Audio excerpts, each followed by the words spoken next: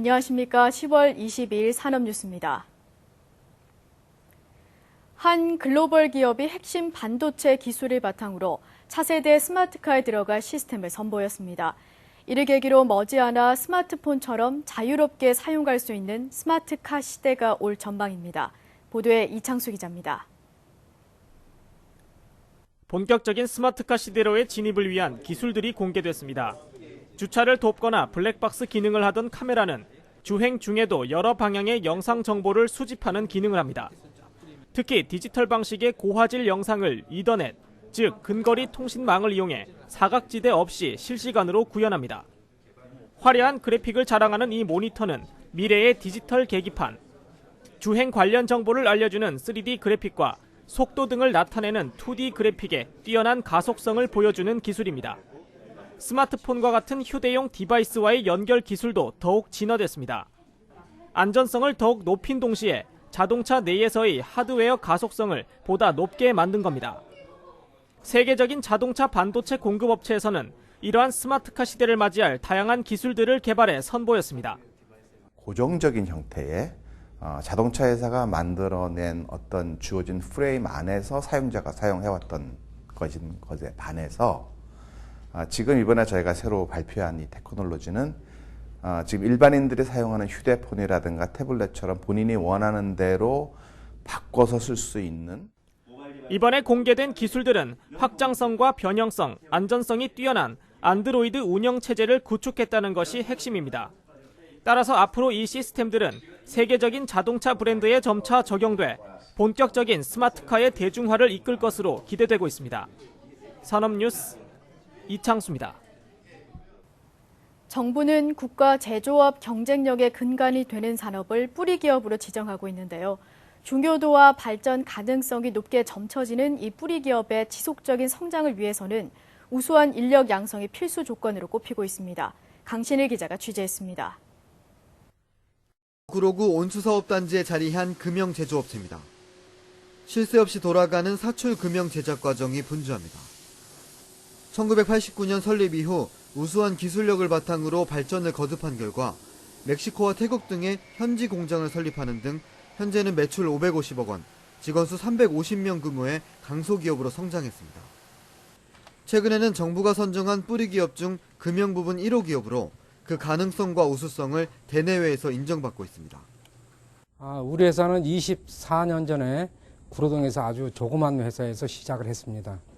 열심히 했고 많이 성장을 했지만 아직도 부족한 점이 많이 있습니다. 정부에서 좀 더 지원이 된다고 그러면 뿌리 기업으로서 국내 산업뿐만 아니라 전 세계 산업에 기여할 수 있는. 특히 내년 당진 공장 확장 이전을 앞두고 우수 기술력 유지와 인력 확보를 목표로 마을 개념의 기숙사 건립에 공을 들이고 있습니다. 기업 성장의 근간이 되는 우수 인재 양성을 소홀하지 않겠다는 분명한 의지입니다. 정부도 인력 양성의 중요성을 인식하고 뿌리 기업을 직접 방문해 현황 파악과 지원 계획을 설명하는 자리를 마련했습니다. 전문 분야로 해가지고 굉장히 지금까지 그 기업을 이만큼 끌고 오시느라고 보통 고생을 하신 게 아닐 텐데 앞으로 더 잘 더 한 단계 더 업그레이드되고 성장을 하시도록 저희들도 가장 지원을 할 수 있는 부분은 하겠다 하는 말씀을 드립니다. 해당 분야의 최고가 되기 위해선 항상 최고의 인재가 뒷받침돼야 한다는 소신, 뿌리 기업 성장의 필수 과제입니다. 산업뉴스 강신일입니다. 산업통상자원부는 지난 21일 중소기업청 동반성장위원회와 공동으로 2013년 동반성장주간 기념식을 개최했습니다. 올해는 새 정부 출범 이후 첫 동반성장주간이 맞아 동반성장 생태계 조성 성과와 향후 방향을 공유하고 동반성장 유공자를 격려하는 자리로 마련됐습니다.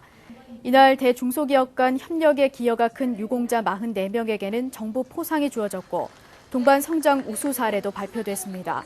또 전국경제인연합회와 중소기업중앙회, 동반성장위원회는 동반성장민간선언과 10대 동반성장 실천 계획을 발표했습니다.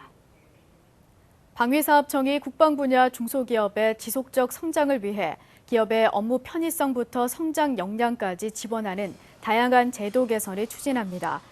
우선 글로벌 기업 육성을 위한 종합 지원 시스템을 도입하고 방산 육성 자금 지원 금리도 낮췄으며 핵심 부품 국산화 개발 지원액 상한은 50억 원으로 대폭 높였습니다.